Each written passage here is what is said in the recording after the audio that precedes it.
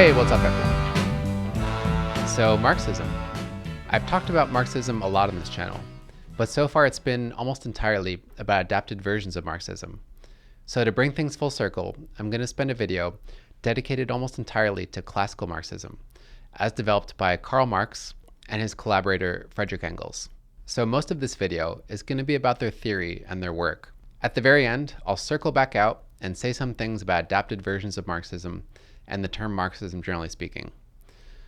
Hope you're ready, because it's going to be a ride. Okay, so this is generally considered Marx's first major piece of writing, the Economic and Philosophical Manuscripts of 1844, which Karl Marx wrote in his mid-20s. And I think a good spot to start with his theory is to look at the first thing he says. We have begun from the presuppositions of political economy. We have accepted its terminology and its laws. And then he lists a bunch of terms. And look at the first term that he lists, private property. If we're going to do a decent job of talking about classical Marxism, we need to talk about what he means by property here, because he's not using it in the sense that we normally think about it. And it's crucial to his work. I mean, look, he referenced it 5 more times just on this page. By property, Marx didn't mean just a plot of land. He was using the term in a broader sense, in the sense that John Locke talked about it all the way back in the 1600s in 2 treatises of government. Specifically in the second treatise, Locke talked about how when we put our work into something, and he specifically gave the example of putting our work into something natural, we transform it, and in that transformation, we're putting an essence of ourselves into that thing. So say, for example, if you break a branch off of a tree, and then you sharpen that branch into a spear, you're transforming that branch through your work, and in doing it, you're putting an essence of yourself into it, like in the form of craftsmanship. This is Locke talking about that process, but giving the example of acorns and apples. So just the process of gathering acorns and apples here counts as transformative labor. That labor put a distinction between them and common. That added something to them more than nature. So property here means the products of our labor, or you could say the fruits of our labor.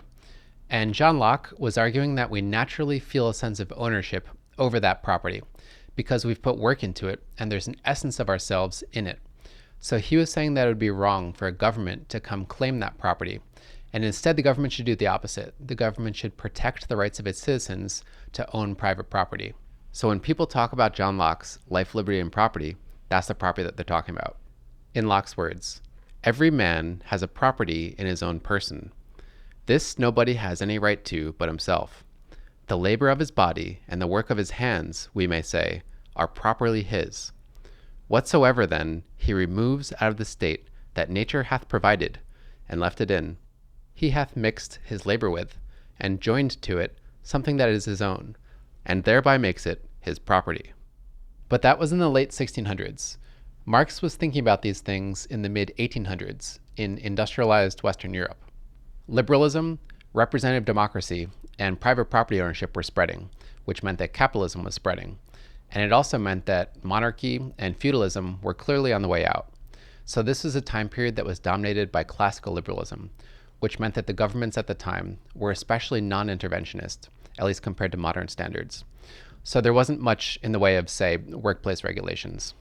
And liberals were looking around, and they were feeling pretty good about the society that they created. They thought that they had brought on this new era of freedom and prosperity. But Marx was looking around, and he was deeply critical, and the nature of his critique was both philosophical and economic. For starters, this industrial capitalist society that Marx was looking at featured the division of labor, which meant that we were moving away from an artisanal approach to work, where one person would work on one thing. And instead, we were moving towards an assembly line approach to work, where many people would work on one thing. The philosophical side of Marx believed that the division of labor was causing a loss of meaning in the lives of industrial workers because they didn't have agency over their work lives. So if you go back to the artisanal style of work, say like being a blacksmith, you'd probably be able to dictate your own work life. You could dictate maybe when you show up to work, or maybe you'd have creative control over whatever process you're using to make whatever you're trying to make.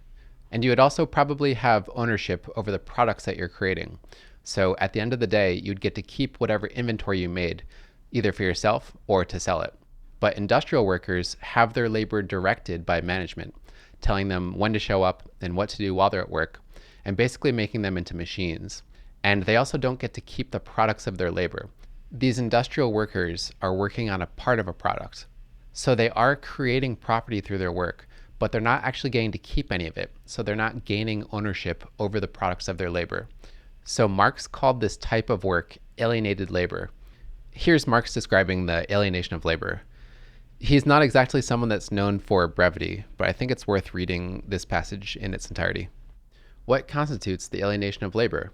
First, that the work is external to the worker, that it is not part of his nature, and that consequently, he does not fulfill himself in his work, but denies himself, has a feeling of misery rather than well-being, does not develop freely his mental and physical energies, but is physically exhausted and mentally debased. The worker, therefore, feels himself at home only during his leisure time, whereas at work, he feels homeless. His work is not voluntary, but imposed, forced labor. It is not the satisfaction of a need, but only a means for satisfying other needs. Its alien character is clearly shown by the fact that as soon as there is no physical or other compulsion, it is avoided like the plague. External labor, labor in which man alienates himself, is a labor of self-sacrifice, of mortification. Finally, the external character of work for the worker is shown by the fact that it is not his own work, but work for someone else, that in work he does not belong to himself, but to another person. So then who's ultimately directing all this? And who's keeping the products of their labor? The business owners, or in Marx's terminology, the bourgeoisie. So Marx thought that the relationship between the people who were accumulating property, the bourgeoisie, and the people who were not accumulating property, the industrial workers, or in his terminology, the proletariat, was inherently exploitative and antagonistic, to the point where he thought it was sapping meaning from the lives of the proletariat. And he thought this relationship hinged on the concept of private property. The bourgeoisie being allowed to accumulate all this private property gives them power over these propertyless workers, and you can reliably call them propertyless, because if they did have property, beyond just their personal possessions, they wouldn't want to be industrial workers. Marx believed that this was a necessary dynamic in a society that allows individuals to own private property, and also features the division of labor. A few people end up owning a lot of property, and many go propertyless. So then what did the proletariat get out of this? And Marx's answer was wages. But then how much are they paid? And Marx's answer was as little as possible. So the business owners wouldn't hire the proletariat if they couldn't make a profit. So these industrial workers are creating value through their work, but they're only being paid a certain amount. So there's this extra value that they're creating that they're not being paid for. And Marx called that surplus value. And he believed that the extraction of surplus value, the extraction of value that these workers are creating with their hands but aren't actually being paid, he believed was theft and exploitation. On top of the workers not being paid enough, at least in Marx's mind, working conditions for these industrial workers also tended to be pretty rough. Because again, this is a time period where the government didn't intervene very much in the workplace.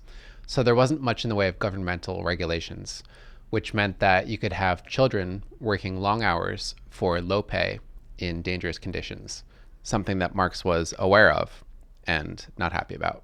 Basically, from every angle that Marx was analyzing the capitalism of his time, he thought that the proletariat were getting the short end of the stick, and that they were being institutionally oppressed by the bourgeoisie, who were institutionally oppressing them through the right to own private property. And he thought that the pressures were going to get worse and worse. The bourgeoisie were going to keep accumulating more and more property, getting richer and richer and more power. And they were going to keep on exerting pressure down onto the proletariat. And he thought that that was going to keep on happening until inevitably at some point society would have to rearrange itself and would have to learn from the mistakes of Marx's time by abolishing the right to own private property. In other words, make a communist society. So in this quote here, the theory of the communists may be summed up in the single sentence, abolition of private property. They're specifically flagging that they're talking about bourgeois property, which is basically any type of property that relates to big industry, which you could also call the means of production. The basic takeaway here is that they believed that private property was creating class inequality and class oppression, and that by abolishing bourgeois private property, they could fight class inequality and class oppression. Marx's vision for communism goes beyond what you would think just by reading this quote, but I'm going to wait until later in the video to talk about it, because there's another aspect to his work that I need to get to first.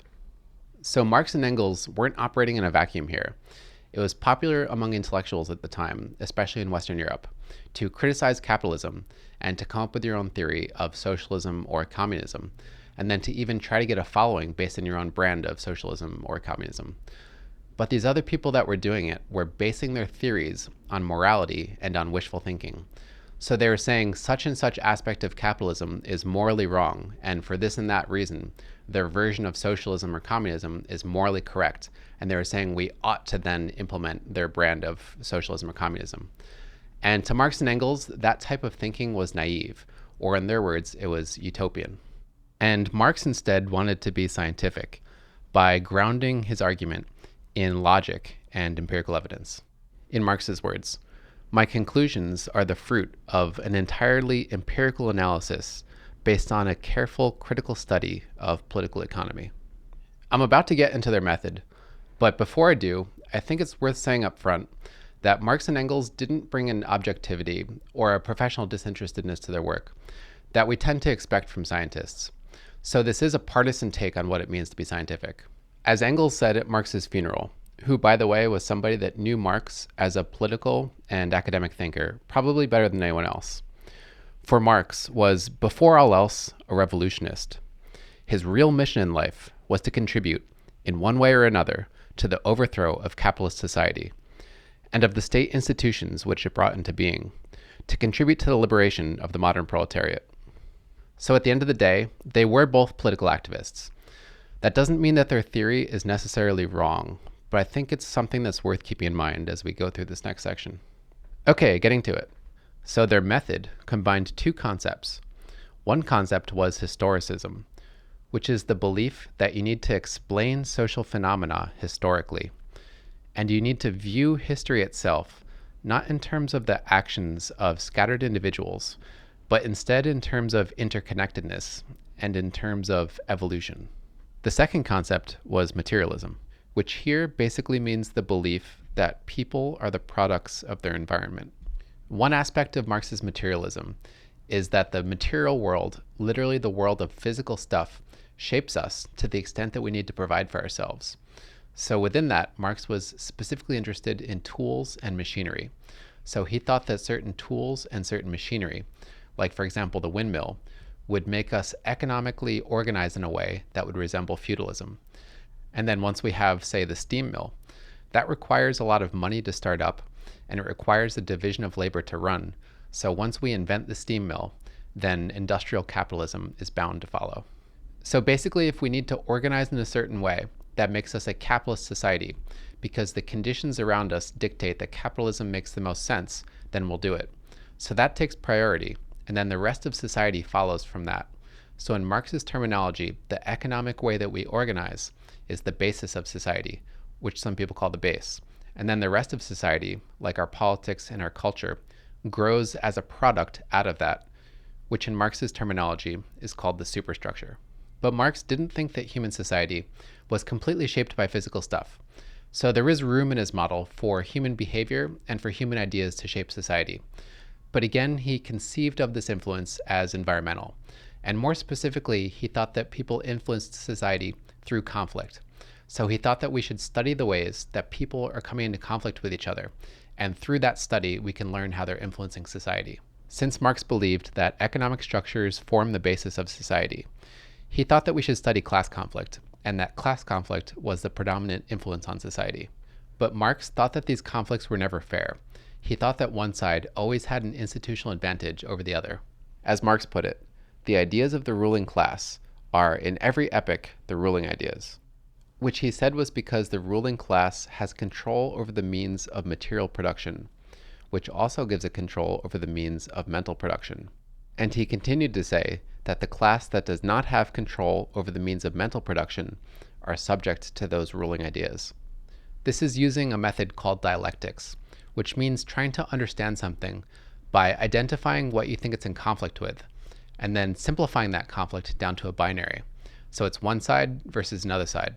And then from there, you study how these sides conflict and how they resolve. So according to this logic, you can't understand the bourgeoisie by only studying the bourgeoisie. In order to understand the bourgeoisie, you have to name who they're in conflict with, which Marx said was the proletariat. So according to dialectics, you should understand the bourgeoisie based on their conflict with the proletariat, and vice versa. You understand the proletariat based on their conflict with the bourgeoisie. There's also an element of resolution in dialectics, which means studying what comes out of this conflict, which led Marx to predict what he thought would come out of the conflict between the bourgeoisie and the proletariat. Okay, I think it's time to tie all this together. By combining materialism, which again means that people are products of their environment, with historicism, which means to understand things in terms of their history and to see history in terms of evolution, Marx created the method historical materialism. Basically, historical materialism tries to explain where society came from, why it is the way it is, and where it's heading. And it does the whole thing through the lens of materialism, dialectics, economics, and class conflict. And it constructs the whole thing using logic and verifiable facts. So Marx can say, if you have a problem with it, show me where I'm wrong. Now, with that in mind, here's a sketch of Marx and Engels' major claims that they produced using historical materialism. Picture this arrow as the arrow of human history. History is always moving forward in time. Along this timeline, there are periods of history. Each period of history has its own economic structures and its own class conflicts. As each period finishes developing, it essentially gives birth to the next period, leaving a distinctive thumbprint on it from the period before. The period before Marx and Engels' time featured feudalism and monarchy. That period essentially gave birth to the industrial capitalist period that Marx and Engels were living in. The predominant class conflict of their industrial capitalist period was between the bourgeoisie and the proletariat. The bourgeoisie have an institutional advantage in that period, giving them a monopoly on power. The accumulation of private property is what gives the bourgeoisie its power. As capitalism develops further, members of the bourgeoisie compete against each other and also oppress the rest of society below, extracting more and more money and more property from society, making themselves richer and richer as wealth concentrates into the hands of fewer and fewer people, proportionately driving the rest of the population further towards poverty and propertylessness. As this goes on, the middle class disappears and the majority of the population becomes the proletariat. At some point, the oppression becomes so unbearable that the proletariat band together as an oppressed class, rise up and reclaim society for their own, taking power from the bourgeoisie and making a new society where private property is abolished, which would also bring on the next period of human development, the first period that was supposed to be free of class conflict, which in his terminology would be a period of communism. Here's a famous passage from Capital where Marx makes his claim about the self-destruction of capitalism. Along with the constantly diminishing number of the magnates of capital, which means wealth concentrated in the hands into fewer and fewer bourgeoisie, who usurp and monopolize all advantages of this process of transformation, grows the mass of misery, oppression, slavery, degradation, exploitation. But with this too grows the revolt of the working class, a class always increasing in numbers and disciplined, united, organized by the very mechanism of the process of capitalist production itself. The monopoly of capital becomes a fetter upon the mode of production, which has sprung up and flourished along with and under it. Centralization of the means of production and socialization of labor at last reach a point where they become incompatible with their capitalist integument, which basically means shell. This integument is burst asunder. The knell of capitalist private property sounds. The expropriators are expropriated. So Marx literally positions himself as a fortune teller here. He says, based on the developmental trends of capitalism, I can see its self-destruction coming. I can see the increasing exploitation and greed of the bourgeoisie and the increasing poverty and misery of everyone else. And he says he can even glimpse around the corner a little bit more to see the coming revolution and the next society, which he said was communist. And if you asked him how sure he was, he would say very sure. In fact, he thought it was inevitable. You might have noticed that I'm not spending a lot of time on Marx as an economist. He did spend a lot of time developing his theory of economics, but modern economists tend to think that he made too many mistakes for his work to really be that directly relevant on modern economics. So I don't think it's worth spending that much time on, but if you're interested in it, you're welcome to seek out explanations of it elsewhere. I'm also kind of skipping over the revolution. It's something that I think people talk about a lot when they talk about Marxism. But I think for Marx, the revolution was probably the least interesting part of his theory. I think what was much more important for him was just this general idea that the proletariat took power. And I don't think he cared that much about what form that took. So for him, just the proletariat taking power was the important part. So I'd rather just skip ahead and talk about what he thought that would look like once the proletariat came into power. In other words, let's talk about communism.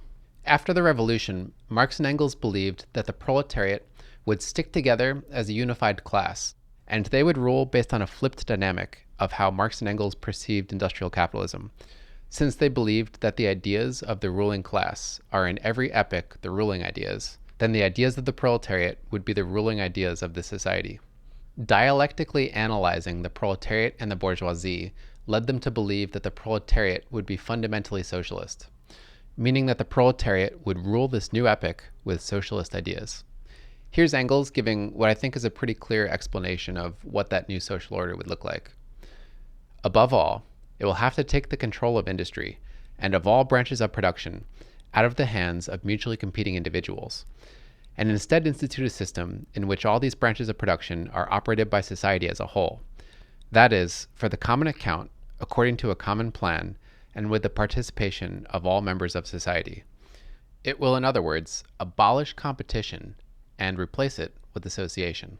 And then on the next page, private property must therefore be abolished, and in its place must come the common utilization of all instruments of production, and the distribution of all products according to common agreement. In a word, what is called the communal ownership of goods. But this probably wouldn't happen overnight. As Engels said, the proletariat would probably transform existing society gradually, which would start with bourgeois property, which would mean certain forms of the means of production. But then from there, they thought that the proletariat would find itself forced to go ever further, to concentrate increasingly in the hands of the state all capital, all agriculture, all transport, all trade, until finally, when all capital, all production, all exchange have been brought together in the hands of the nation, private property will disappear of its own accord, money will become superfluous, and production will so expand, and man so change, that society will be able to slough off whatever its old economic habits may remain. I'm just going to rattle off a few more other points, and then I'll talk about all this. They thought everyone in this communist society would be publicly educated because private schooling and homeschooling have class connotations. They also thought there would be construction of large public housing projects, which they interestingly called great palaces. Also, inheritance would be abolished, and there would also be equal obligation for everyone to work. And as Marx described it, the government would increasingly intervene with our income, or whatever products we make from our work. In his Critique of the Gotha program, Marx describes how this communist society would come in two stages. Since it had been birthed out of the capitalist period before it, capitalism would still have a thumbprint on the society, at least in the beginning, meaning that it has some growing pains to go through. So society, he thought, would still be tainted with the capitalist limitation. The problem is that people would be compensated for their work in proportion to how much they're working. That's a problem because some people naturally produce more than others. We don't all have equal ability to work. Moreover, we have unequal needs, so some people have different circumstances. That means that they need more than other people, for example, if they have children. So even if we all had equal obligation to work, and if we all had equal pay for our work, there would still be class inequality in the society. As Marx says, the one receives actually more than the other, the one is richer than the other, etc. So to him, this class inequality is an unavoidable shortcoming in the first phase of communist society. In the higher phase of communist society, as he says, that shortcoming would be resolved. He pictured this phase being a phase of extreme prosperity and extreme abundance. And he says, only then may the limited horizon of capitalist right be left behind entirely, and society inscribe on its banners, from everyone according to his faculties, to everyone according to his needs. There's some debate about what exactly that means, but I think it's clear enough. Everyone works as much as they're able to, contributing in the best ways that they're able to. but no one privately owns the products of what they create, whether it's food or inventory or whatever. So whatever people produce in this society belongs to the public. And then from there you can take whatever you need, regardless of how much you worked, and also presuming you don't take in a way that creates class inequality. So what Marx and Engels are advocating for here is a society that's engineered in a particular way to eliminate class inequality. And yes, they are advocating for it. Some people think that Marx and Engels were just sort of dispassionately predicting this stuff. But that's not right. They were activists and they were advocating for this stuff. They were morally disgusted by capitalism and they wanted this communist society. The Communist Manifesto is a piece of propaganda that they wrote for communists in their time to try to speed up the fall of capitalism and to try to speed up the rise of communism. And the society that they advocated for was designed in a particular way to constrain freedom in any way that they believed was creating class oppression. Marx and Engels believed that any society that featured class conflict, meaning any society with class inequality, necessarily featured class oppression. And therefore, in order to get rid of class oppression, a new society would have to be made that's engineered in a way to have no class inequality. Even if we force everyone to work equal amounts and we force everyone to be paid equal amounts, we'll still have inequality. Some people are able to work more than others, and some people naturally have circumstances that are different than others. So the only way to create a society with class equality is to create a network of constraints that make it happen. Some of these constraints are banning inheritance and private schooling and homeschooling, and of course banning the right to own private property. But there's another constraint that might be the most important one of all, and that constraint is on political freedom. The society I just described is a totalitarian society. The society I just described is shaped through and through by communism and socialism. It's not a society shaped by a plurality of influences. So if you're not a communist or a socialist, your opinion is not welcome in shaping this society. They did not describe a society with a multi-party democracy, where if you're not a communist or a socialist, you'd have a political party that you could affiliate with. What they described was a society based in the rule of the proletariat, and they described the proletariat as socialists and communists. You can find quotes from Marx and Engels that support democracy, and some people use that to say that Marxism is necessarily democratic, but that's not the obvious conclusion from reading their writing or studying their work. When they were urging the proletariat to overthrow the bourgeoisie and take power, they were urging at their time a minority of people. They didn't tell the communists, the socialists, or the proletariat at the time to wait until they had a majority before they took power. Engels even said in a letter, "It cannot be expected that, at the moment of crisis, we shall already have the majority of the electorate, and therefore of the nation behind us." That was not in the context of it being a deal breaker. So what they advocated for, at least in their lifetimes, was for a minority of socialists and communists, under the banner of representing the proletariat, to seize power and then from there impose their politics on the rest of society. If you had a problem with it, you wouldn't have an outlet to do anything about it. All media would be owned by the state. Everyone would be publicly educated by the state. There wouldn't be an opposition political party that can pull society away from socialism and communism. And they didn't want this just to happen in one country. They wanted this to be a movement that swept the entire world. You could probably find a way to interpret or adapt classical Marxism in a way to make it not totalitarian, but their vision for a communist society very much is. Since Marx and Engels' time, capitalism has in some aspects moved away from what Marx and Engels predicted. So we have increased workplace regulations now that make working a more pleasant experience. And we also didn't experience the increased poverty for the middle class and for the working class that they predicted. And instead, we've experienced a long period of prosperity, especially for the working class, making absolute poverty something that's becoming a thing of the past. I think it's about time that we got around to answering the question of the video. What is Marxism? Well, Marx is the guy, Marxists are people who are inspired by him, and Marxism is what comes out of both Marx and Marxists. So Marxism refers to both the beliefs and the behavior of Marx and Marxists. This is a sensitive point for a lot of people, and I think a good way to go about this is to move away from Marxism for a second and give another example. Think of Christianity. Christ was the guy, Christians are the people who are inspired by him, and Christianity is a subject that comes out of both Christ and Christians. So whatever Christians get up to, even after the death of Christ, adds to the subject of Christianity. This is how we treat any school of thought that's tied in with someone's name. People are allowed to interpret it differently and adapt it differently according to their times. There's not an asterisk next to Christianity that says that Christians have to be held to strict fundamentalist standards, just like there's not an asterisk next to Marxism saying that Marxists need to be held to strict fundamentalist standards. So both Marxists and Christians don't literally have to be in 100% alignment with what Marx or Christ advocated. They're allowed to adapt it to their times. And this is specifically not giving them special treatment. This is how we treat any school of thought. If you want to see another example of that that's not religious, look at Hegel.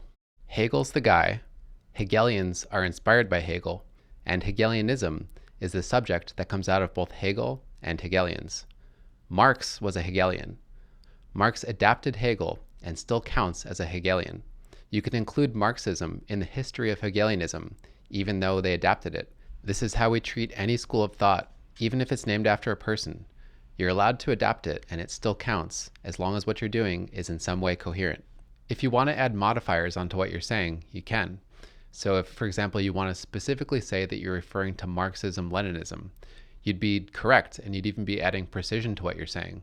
And if every single time you want to refer to Marxism-Leninism, you add that modifier and you say Marxism-Leninism, you'd be correct every single time. But if someone also referred to Marxism-Leninism as just Marxism, they would also be correct. They're just being more general. And on that note, this feels like a good spot to wrap things up. So I hope this was helpful, bringing some clarity to the subject of Marxism for you. So thanks for listening, thanks for watching, and I'll catch you next time.